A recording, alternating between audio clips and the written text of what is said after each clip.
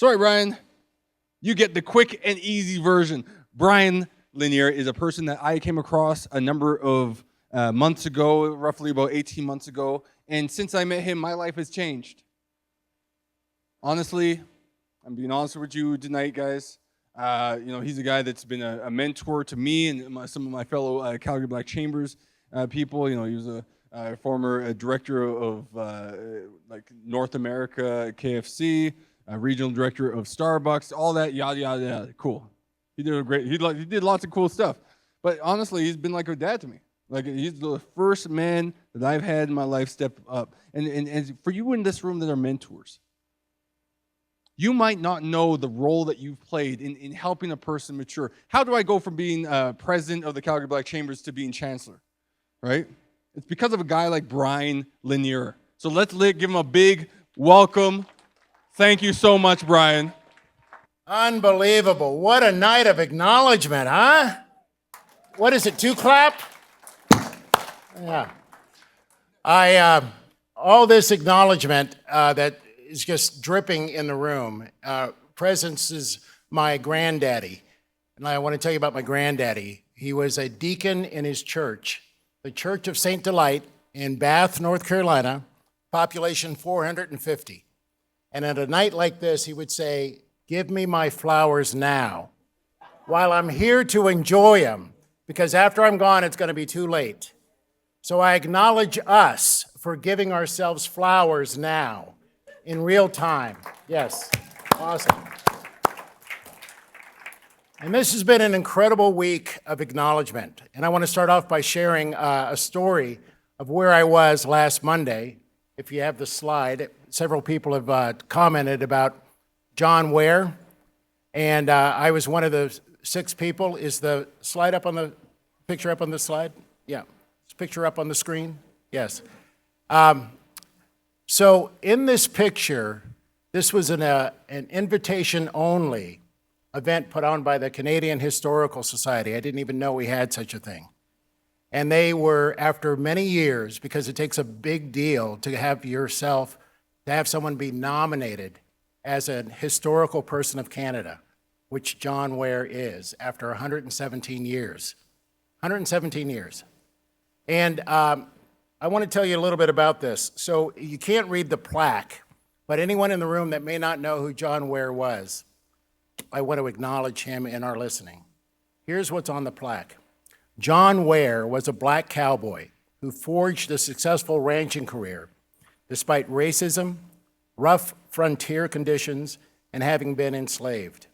After entering the District of Alberta in 1882 on a trail crew driving thousands of cattle to the site of the Bayou Ranch, he wrangled the herds of large ranching outfits before building his own ranch with his wife Mildred and their children.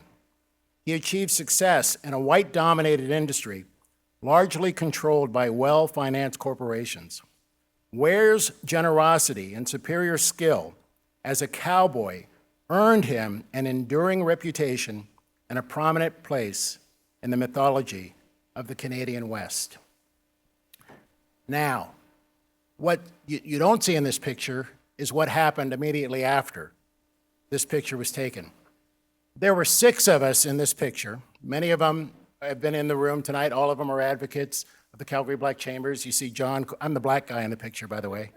My daughter, Sable, tells me, "Dad, you're not as funny as you think you are, so stop trying to be funny." We have Cheryl Fogo, who is instrumental in John Ware's legacy living on. She's there. Her brother, Richard, at the far right is there. John Cornish, of course, is there. Courtney Wilcox, who was here earlier, was there. And Heather Campbell, the legendary Heather Campbell, who's in the room, is going to be following me, was there. And I count. So there were 6 of us that looked like us in the room. But what you don't see is the other 60 people who don't look like us that were in the room. And shortly after this picture was taken, a gentleman, and I swear he could have been a stand-in for the movie Yellowstone, like right there. Like, he just came over to us wearing his white cowboy hat, came up to the 6 of us, and he said, "Are you John Ware's descendants?" And I said, "No, we're here to honor him today. And I said, what has you be here today? And he said, I've been ranching. I bought a ranch here, and I've been ranching in this country for 34 years. And I just came here to honor him for everything that he endured, everything he put up with, everything that he actually stands for. And he started crying with his white cowboy hat over his heart. You see, that's the power. This is not a John Ware story, as great as John Ware was. This is a story about the power of acknowledgement. And I, on behalf of the Calgary Black Chambers, we are acknowledging each of you.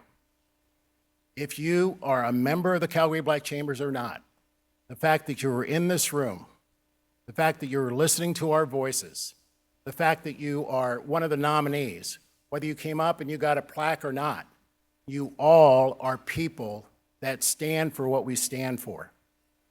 Now, you might be saying, I don't even know who you are. What do you mean saying you stand? Well, we stand for the same thing, ultimately, which is ultimately having a world that works for everyone with no one left out.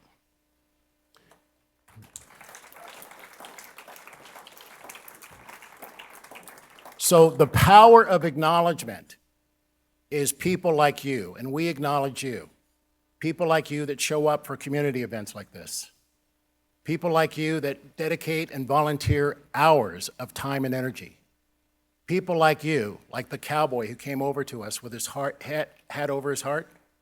He walked across a room to interact and acknowledge people from a different culture out of a memory of someone who lived 117 years ago. So that's who you are, and that's who you are for us.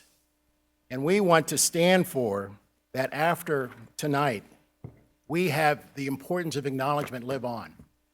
I mean, it's great to dress up and go to galas, but I want to leave you here taking on acknowledgement as a week-to-week thing in your lives.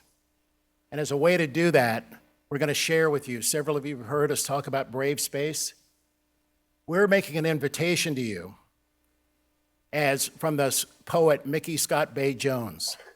We are inviting you to be with us as the Calgary Black Chambers, going on this lifelong journey for equality, diversity, and equity. And this is an invitation for you to join us in Brave Space. So please read along with me as I read this poem. Together, we will create Brave Space, because there's no such thing as a safe space. We exist in the real world. We all carry scars, and we all have caused wounds. In this space, we seek to turn down the volume of the outside world. We amplify voices that fight to be heard elsewhere. We call each other to more truth and love. We have the right to start somewhere and continue to grow. We have the responsibility to examine what we think we know. We will not be perfect. This space will not be perfect. It will not always be what we wish it to be, but it will always be our brave space together, and we will work on it side by side. Thank you.